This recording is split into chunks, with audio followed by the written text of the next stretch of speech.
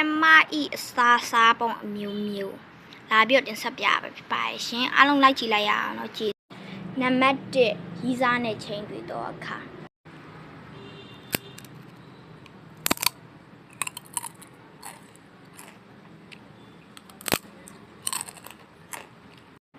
နံပါတ်2အိမ်မှာမုံစားတော့အခါ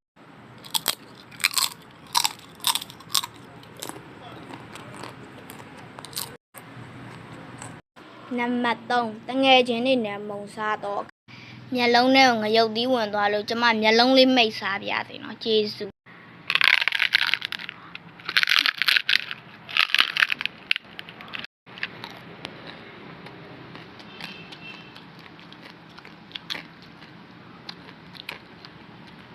ကျေးဇူးတင်ပါတယ်ရှင်အဆုံးထိကြည့်ပေးလို့ကျမစားတာ9ရိတ်ခွင်ကျော်နော်